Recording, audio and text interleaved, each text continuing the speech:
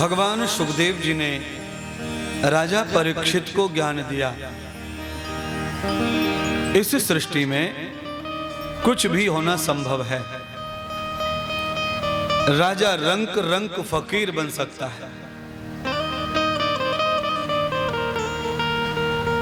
10-15 साल पूर्व जिनके घर में सोने के लिए जगह नहीं थी, आज उनके पास में इतने घर हैं कि सोने वाले नहीं हैं।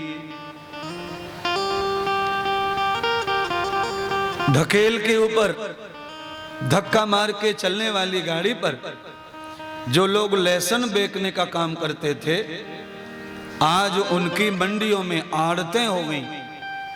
और जो 20 साल पहले आड़त में सेठ जी बने बैठे थे, आज उनके लेने के देने पड़े, रोटी मुसीबत हो गई हमारा। ऐसी कथा सुनाई राजा परीक्षित को सुखदेव जी। राई को पर्वत और पर्वत को राई परमात्मा पल में कर देते हैं। इसीलिए जो भी धनवंता लोग यहां बैठे हैं, कथा सुन रहे हैं, वो इस बात का ख्याल रखें, नित्य सनातन धनवान रहने के लिए धर्म करना बहुत आवश्यक है। धन बढ़ा और धर्म खत्म हो गया तो धीरे धीरे धन भी समाप्त हो जाएगा। जिन देवताओं को माता पिता के भाग्य से संपत्ति स्वर्ग मिला, वो स्वर्ग चला गया। देवता धरती लोक पर आ गए, भिखारी बनकर, गरीब बनकर, दाने दाने के लिए मोहताज हो गए देवता। अब कल्पना करो भाई बहनों, कथा को इसलिए समझना पड़ेगा, जिन देवताओं की पूजा करके तुम धन लक्ष्मी मांगते हो, वो देवता भी कई बार धरती पे भीख मांग चुके हैं अपने कर्मों के कारण।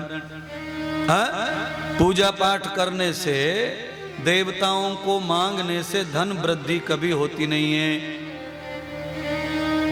कभी नहीं।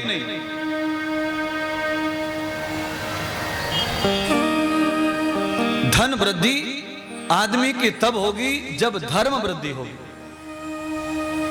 दान वृद्धि होगी, सत्कर्म वृद्धि होगी, तो धन बढ़ेगा।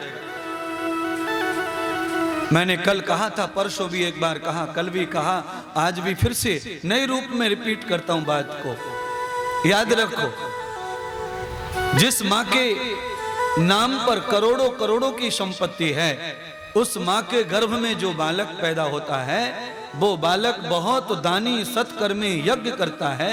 इसीलिए ऐसे धनवंता मां के गर्भ में आया है। कितना भी सुंदर बालक पैदा हो जाए झोपड़ी में, समझ लेना ये महाबेईमान पैदा हुआ है। जिंदगी भर इसने लूट लूट के सो कर खाया है, कभी किसी को इसने एक दिन भी भोजन नहीं करवाया। इसीलिए ऐसे घर में जन्म हुआ कि शाम को खा के सुबह का पता नहीं, सुबह खा के शाम का पता नहीं।